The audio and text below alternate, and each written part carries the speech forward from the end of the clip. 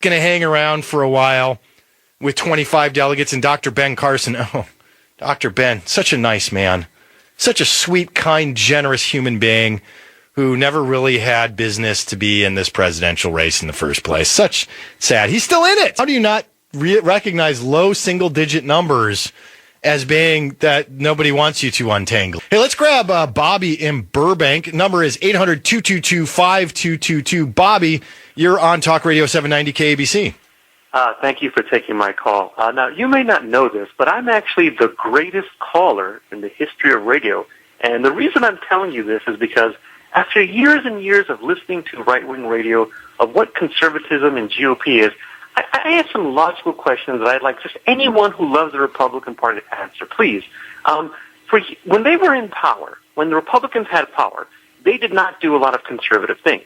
And over the years, when it comes to the presidential race, they've elected Bush twice, John McCain, Mitt Romney, and now I guess Donald Trump is going to win it, I guess. Maybe. Ted Cruz is still in this thing, though. Ted Cruz and even Dr. Ben Carson is still in there, as you pointed out. Yes. So when they're not doing conservative things and they're voting for people who are not conservative, why do so many people who are conservative, supposedly conservative, why do they keep chaining themselves to this party? And then why do they simultaneously blame the other side for not being conservative?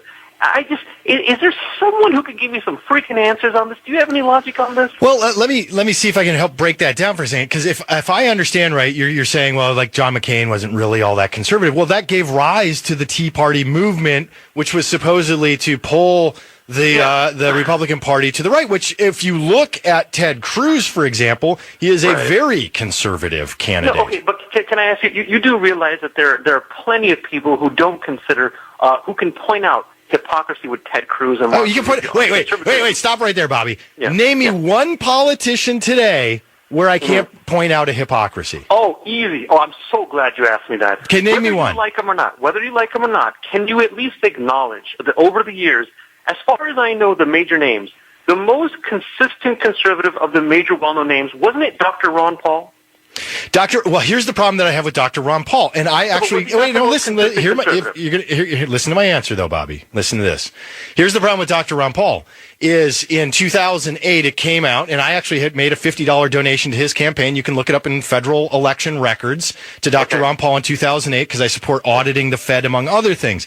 He accepted money from white supremacist groups, and when he was confronted with it directly by the Dallas Morning News, he denied it. He said, oh, look, I'm going to take money from anybody. I'm not going to return that money to them. So he embraced the racist element in South Texas and was happy with it. Okay, first of all, you're cherry-picking things because I can just point out, too, that when he was a doctor, he took a black guy who married a white woman, and no one how the doctor... That doesn't change the fact of taking money from known white supremacists. Do you personally think that Dr. Ron Paul was a racist? Do you think that? I don't know if he is because I don't know what's in his heart. But he has said some things about Jews in Israel in particular that make me wonder if there isn't a bigoted part of him.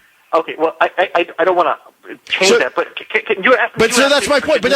But Bobby, I mean, this is important. When you say a hypocrite, if you're talking about hypocrites, they're all hypocrites to some degree. Now, if you had brought up Bernie Sanders, I would say you're probably right to some degree there as well. But you asked me who is the most consistent conservative. Can you at least... I didn't say that. I actually asked very clearly, name me a politician who isn't a hypocrite, and that's the important point. But can you at least acknowledge he was the most consistent conservative out of all? Yeah, Rand, and that's why I supported Rand Paul at the beginning of this election cycle. Okay, so to why I called him earlier, if people who are conservatives keep blaming the liberals and Democrats and the media, the government, or whoever for not being conservative, and they chain themselves to this Republican Party that claims they're conservative, doesn't that make them hacks? Doesn't that make this GOP party a hack of a party? I think it's called politics, and it's a blood sport. Bobby, thanks for the call, ringing in here. Hey, look, we've got reports live in the field.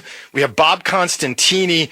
He is a Washington, D.C. correspondent. He's been following Donald Trump around on the campaign trail